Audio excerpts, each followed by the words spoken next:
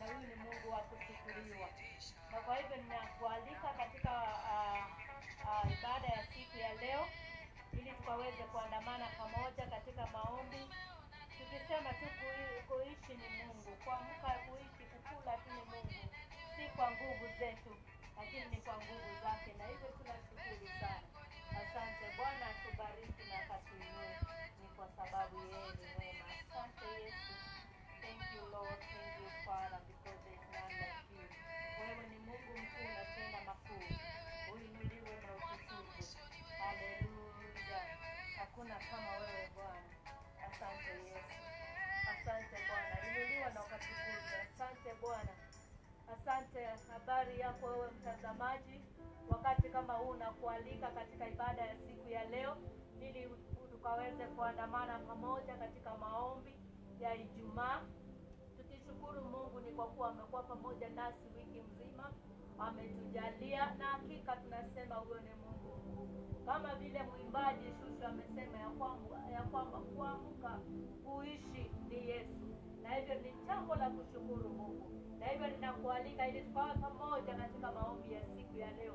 Kwanza tuanze na maombi. Mungu wetu na Baba yetu, tunasema ni asante ni kwa wakati mwema ambao umetujalia.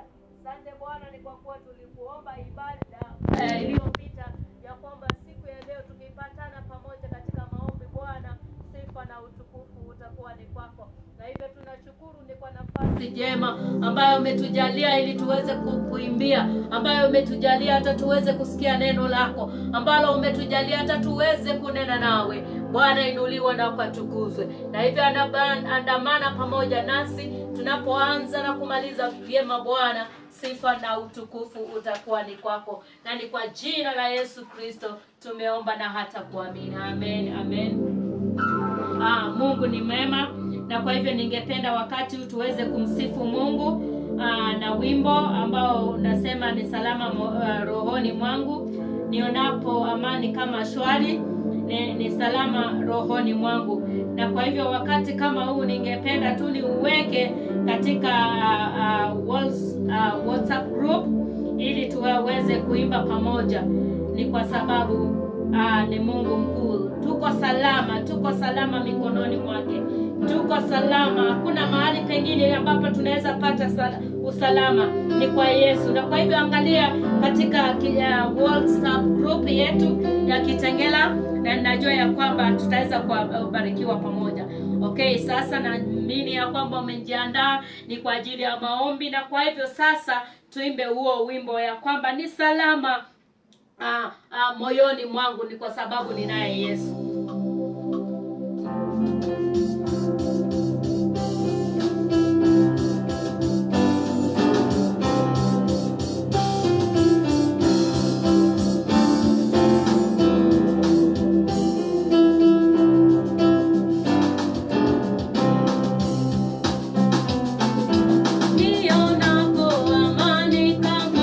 Shwari, kama nionapo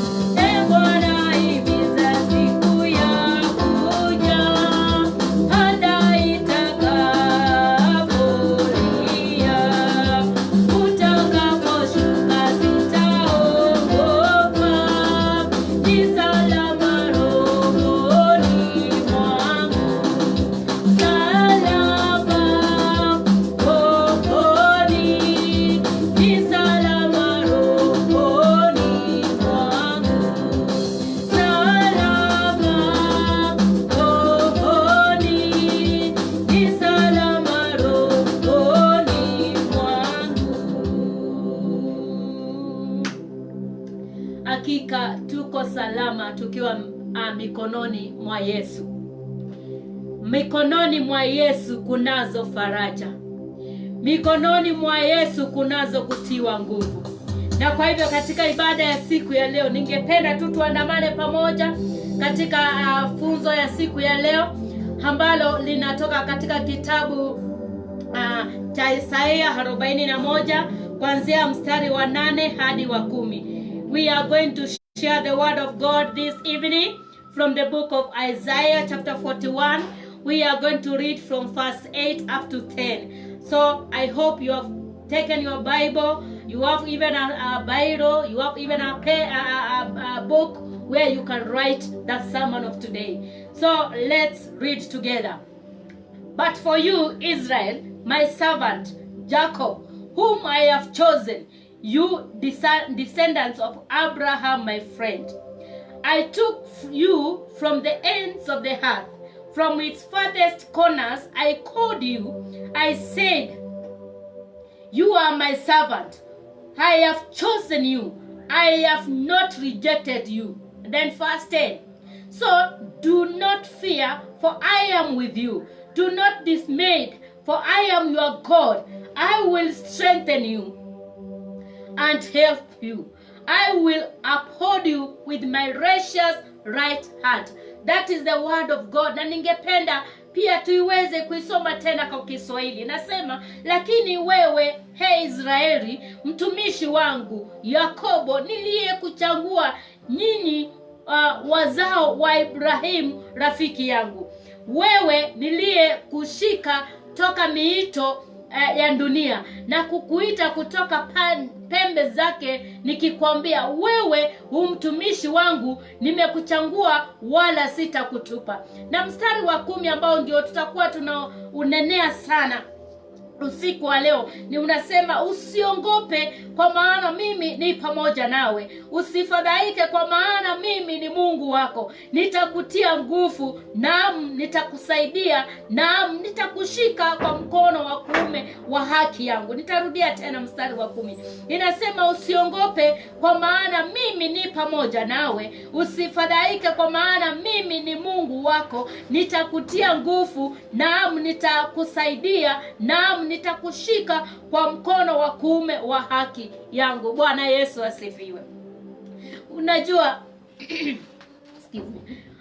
wiki iliyopita tulikuwa tunanena juu ya kumuita Bwana, kumlilia Bwana, na tuliona vile Bartimayo alikuwa anamlilia Bwana.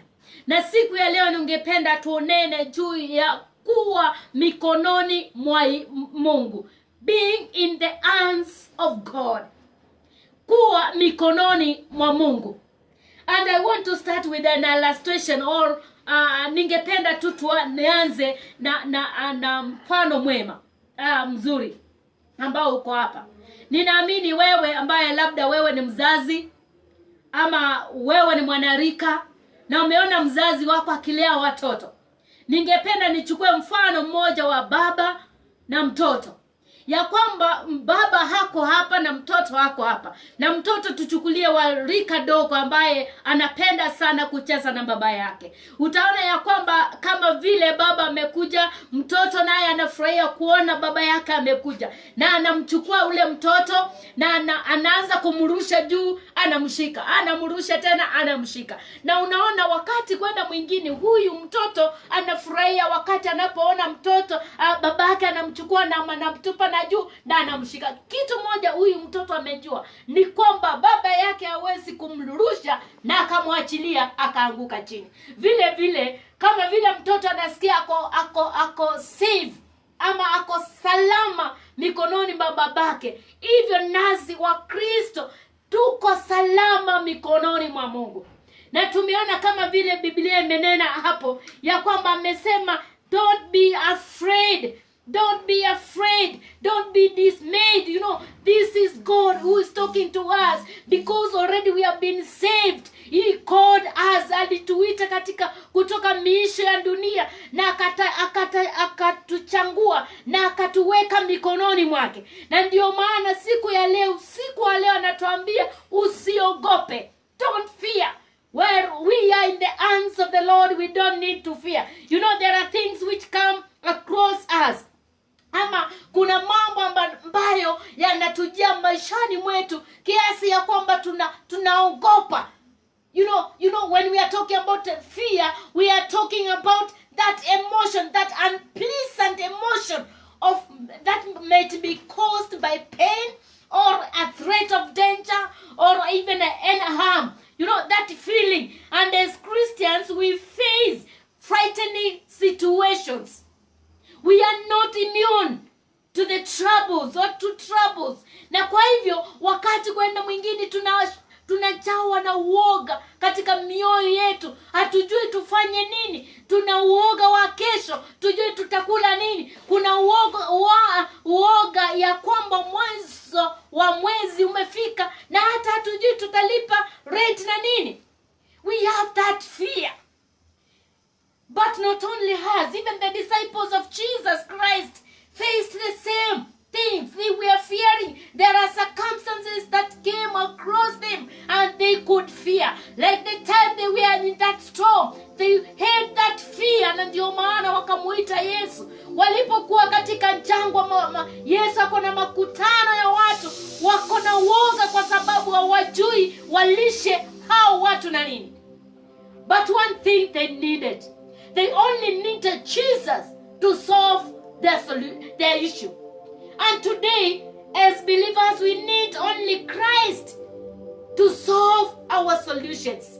We only need Christ to intervene in our situations. Tunahitaji tu Mungu aweze kuingililia katika shida zetu, katika mahitaji yetu. Na ndio maana tukiwa katika mikono yake anatuambia, let's not fear. Don't fear. You know, God has not given us that spirit of fear, but He has given us the strength of the spirit of power, of love and self-discipline. So, unajua shetani kazi yake ni kuja tu na kutufanya ya kwamba hatufai, hatustahili, hatuna uwezo. Lakini Mungu ametupa nguvu ya kujua ya kwamba our tomorrow belongs to Him. So, as believers, yes, God has told us, don't fear.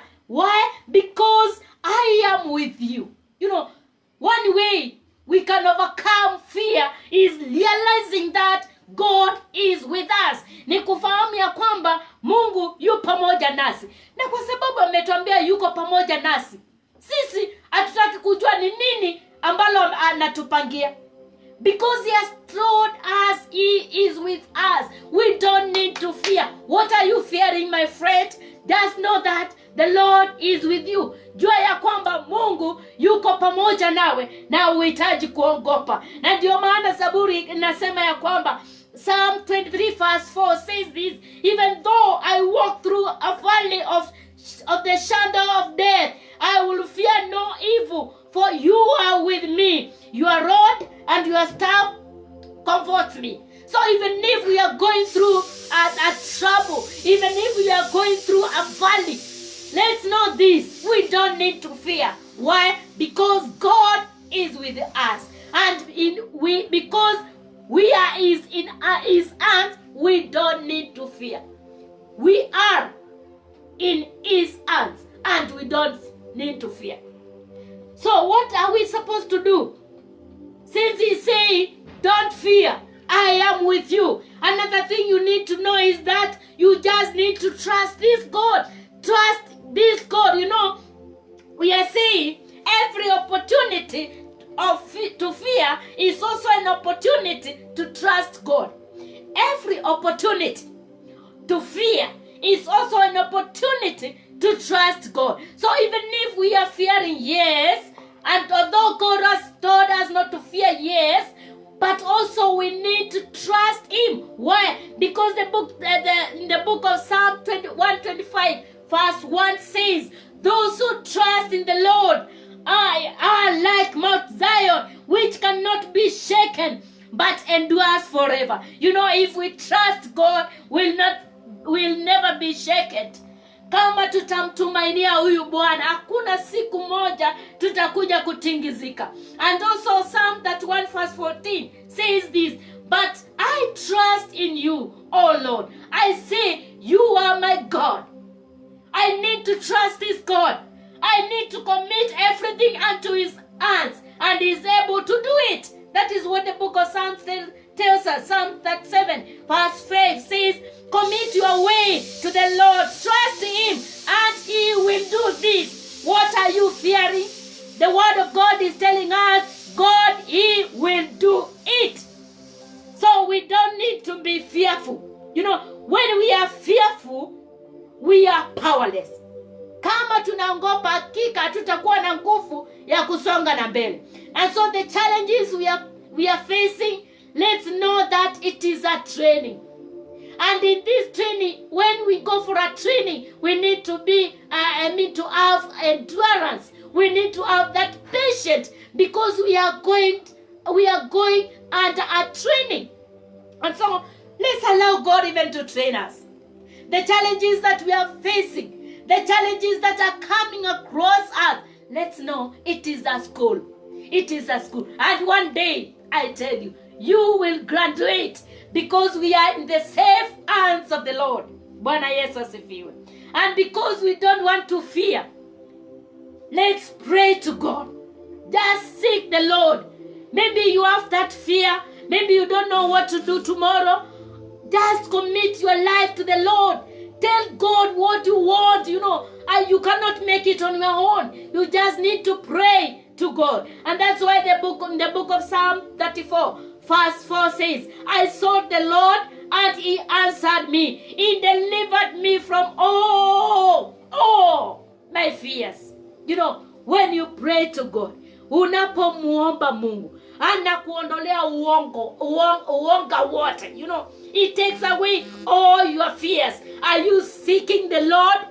What are you fearing? You just need to seek the Lord. So the word of God has told us tonight, don't fear. Why? Because I am with you. And the reason why we are not supposed to fear is, one, the Lord is with us.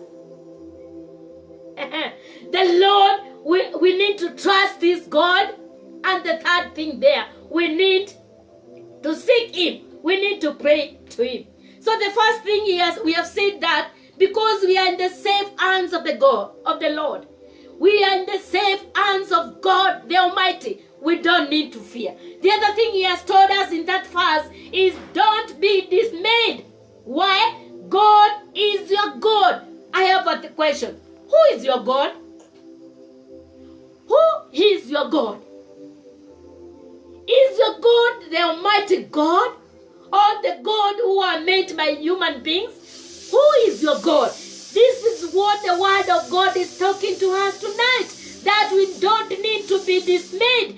When we are talking about dismayed, we are talking that feeling of being concerned, being distressed. You don't understand. We don't understand our situations. So things will happen for no apparent reason. We face confusion situations, and that's why we are concerned about our life. We are dismayed, But the Lord is telling us this way, that we don't need to be dismayed.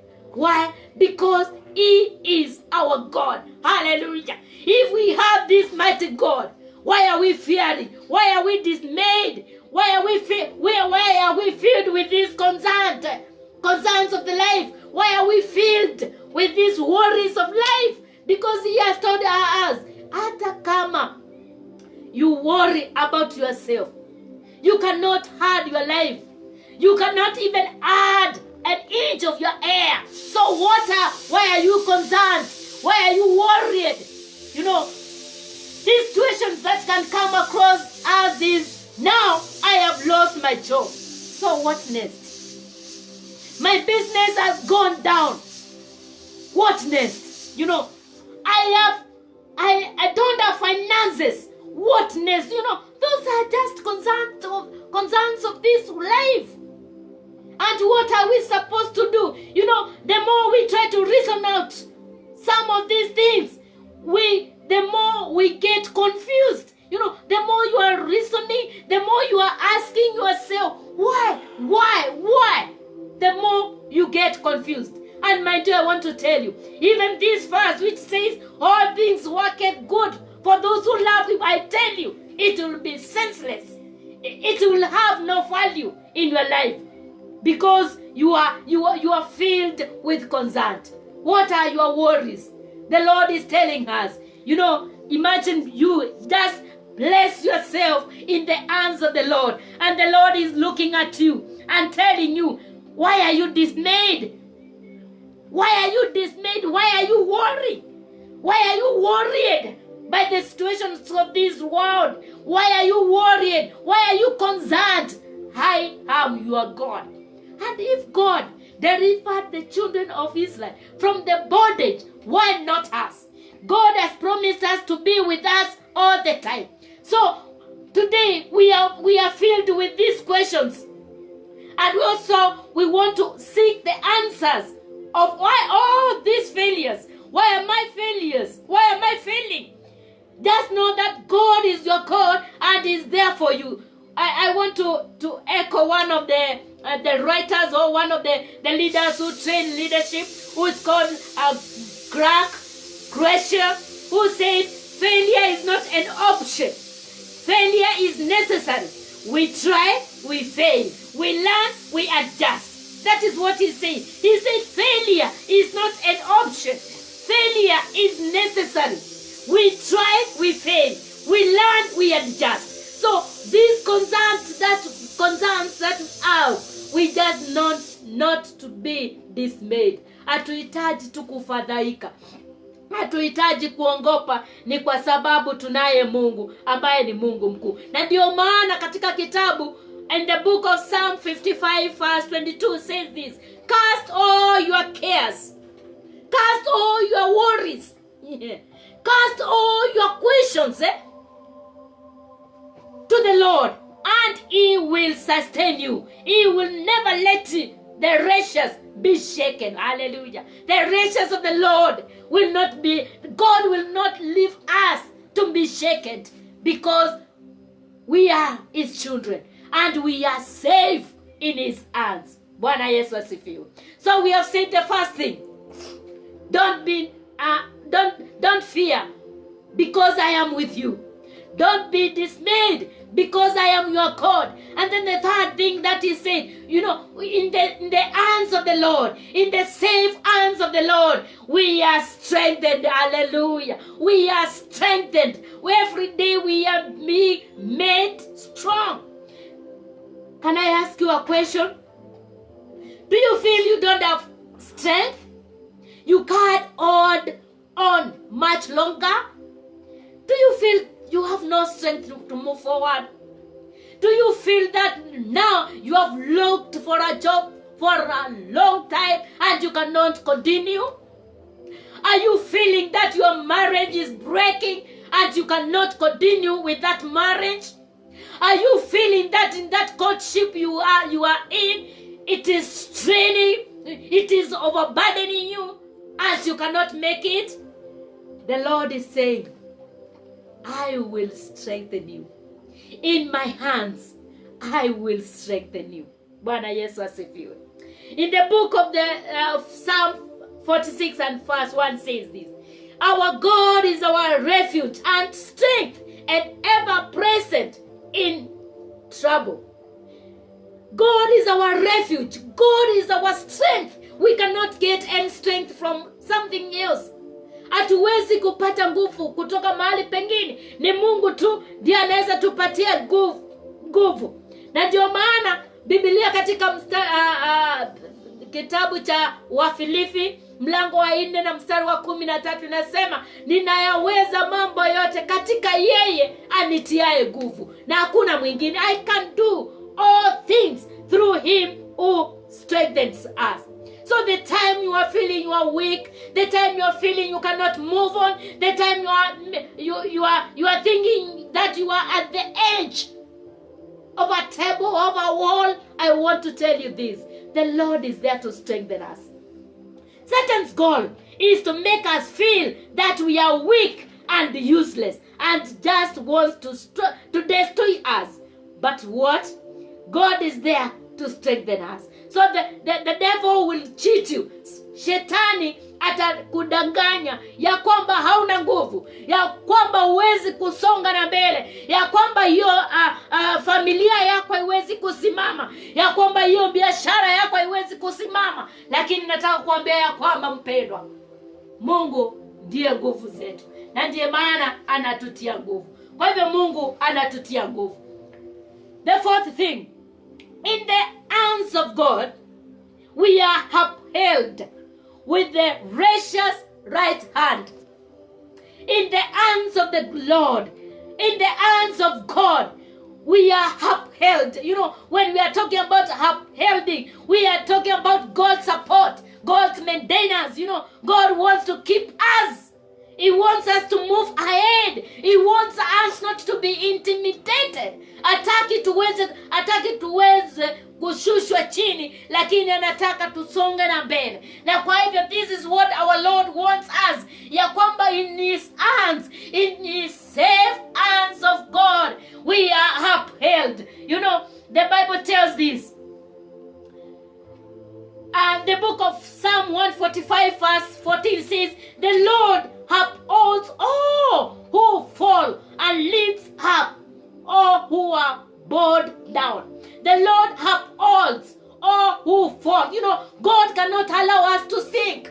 God cannot allow us to be destroyed by the evil one. He is there to uphold us. Ako pale ametushika mkono, na ako pale ni kwa ajili ya kututia nguvu. Na ndio maana in the book of Psalm 34 verse 18 says, the Lord is close to the broken-hearted. He says those who are crushed in the spirit. Are you crushed in the spirit?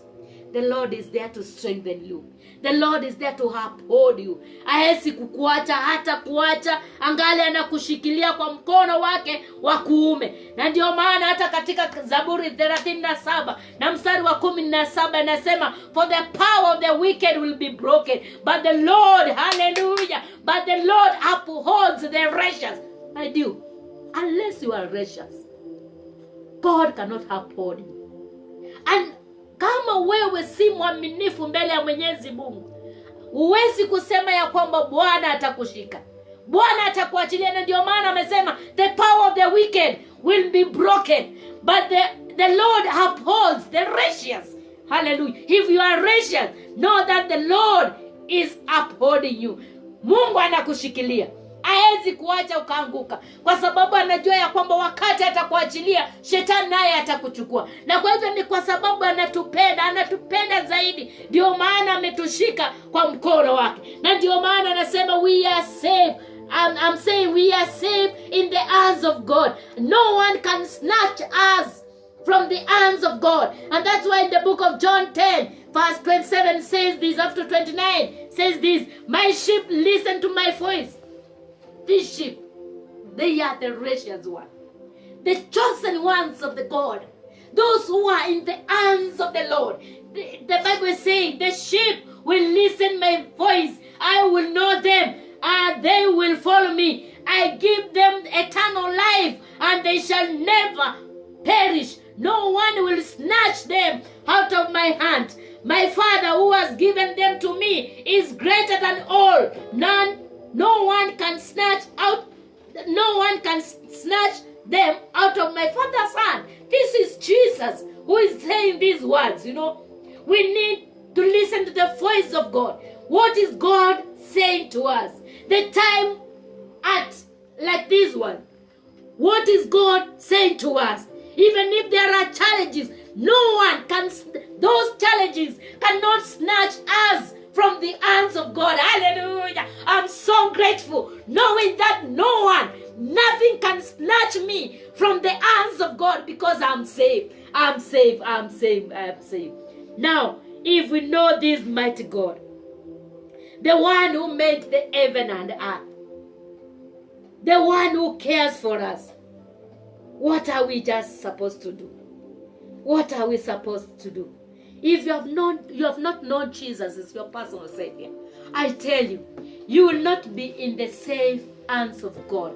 Why? Because in the safe hands of God, God is telling us, don't fear, because I'm with you. Don't be dismayed, because I am your God. And in my hands I will strengthen you. In my hands I will uphold you. May God bless us. May the Lord give us that strength to move forward. May the Lord give us that strength ya kwamba tunaweza shinda mambo ya ulimwengu huu. Ni woga wa aina gani ambao uko nayo? Ni nini hilo ambalo unasikia kwa moyo wako inakusukuma? Ni wakati wako mwema wa kujua ya kwamba we are safe in the hands of the Lord, and we need just to say whatever we want to him. We just need to tell him whatever we want. And so I just invite you, just take a moment now. Mahali ulipo, chukua nafasi, ni kwa ajili ya kumuita huyo Bwana. Ni kwa sababu amekwambia usiongope. Ni nini hilo ambalo unaliongopa? Na ndio maana tumesema tusiongope, ni kwa sababu hako pamoja nasi. Na badala ya kuongopa tunahitaji kumtumaini huyo Mungu. Na badala ya kuongopa tunahitaji kumuomba huyo Mungu, ni kwa sababu yuko pamoja nasi. Na kwa hivyo wakati ningependa tuchukue nafasi, ni kwa ajili ya kuomba. Chukua nafasi. Tell God, I'm so grateful because I am in your hands. Na nikiwa mikononi mwako niko salama. Nikiwa mikononi mwako kuna yoyote ambaye anaweza nitoa mikononi mwako. Nikiwa mikononi mwako Yesu niko salama. No one who can snatch me from there. Even the evil one cannot snatch me from there, because you know me and he knows you. This time just commit your life unto the Jesus. Commit your needs unto the Lord, because he is listening to you. Mungu wetu na Baba yetu, tunasema ni asante. Ni kwa ajili ya nafasi njema ambayo umetupa, ni kwa ajili ya neno lako, ya kwamba today we are safe in your hands. Tuko salama mikononi mwako. Na umetuambia tukiwa salama mikononi mwako hatuhitaji kuongopa, hatuhitaji kufadhaika. Ni kwa sababu utatutia nguvu, ni kwa sababu utatushika. Na hivyo kila mmoja wetu tunakuja mbele zako. Hakika hakuna mtu mwingine ambaye anaweza sikia kilio chetu. Wewe ambaye aliumba mbingu na nchi, mwenye nguvu, mwenye mamlaka, hakika ni wewe Mungu wetu. Na ndio maana wakati tunajiachilia mikononi mwako Bwana, tuongoze, tujalie, ni kwa kuone Mungu mkuu. Asante ni kwa ajili ya huyo baba, asante ni kwa ajili ya huyo mama, huyo mwana rika, huyo mtoto Bwana, wacha ukamfikie. Ni nini hilo ambalo ananiongopa katika moyo wake? Bwana, ninaomba kanene naye, ukamtie nguvu, ukamwambia ya kwamba bado yeye ni mtoto wako. Tamalaki wa kila jambo ni kwa kweli Mungu mkuu. Asante Bwana, ni kwa ajili ya kanisa lako. Hakika unalijua na nalifahamu vyema wale ambao wanaabudu katika roho na katika kweli. Neno lako limetuambia ya kwamba you never leave the righteous to be ashamed. You not leave the righteous to be intimidated. And right now, Lord, we want to pray for the church, that it will stand firm in the mighty name of Jesus Christ. Even these times we are not meeting together as church, we know, Lord, you reign, because you are the Lord above all other things. Your name is great. Your name is so powerful. And so, God, we are just trusting you.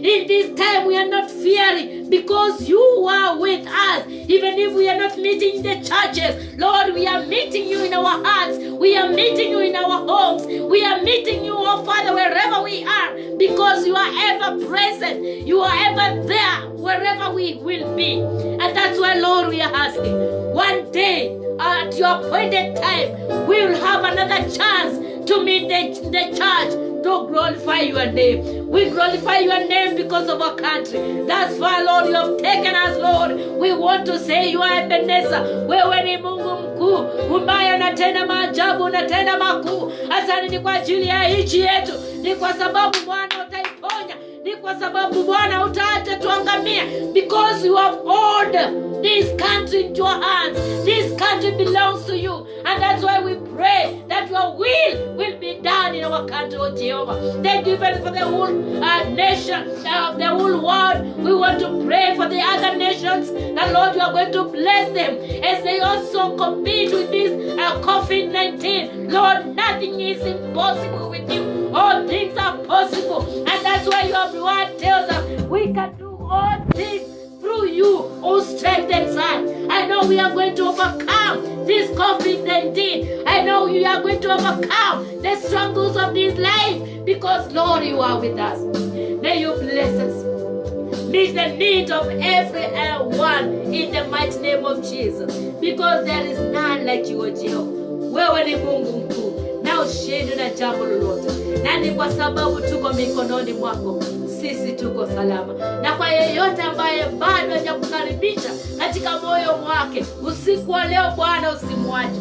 Nenda naye na njia yako ya kipekee ili aweze kukutambua wewe ndiye Kristo, muumbaji wa mbingu na nchi, na ni wewe ambaye unapeana uhai na uhai wa milele. Hivyo Bwana tubariki na endelea na kutuinua. Kwa jina la Yesu Kristo tumeomba na kuamini. Amen. Amen. Amen. You are safe in the hands of God. Uko salama mikononi mwa Bwana. Na kwa hivyo hauhitaji kuogopa chochote. Mungu akubariki, Mungu akuinue. Mpaka tukutane Ijumaa ijayo katika maombi mengine kama haya. Bwana awe nawe. Jambo lingine la kusisitiza ni kwamba wash your hands, sanitize your hands, keep distance, be safe. In Jesus' name. Mikononi mwako, mikononi mwako Yesu, mikononi mwako niko sawa.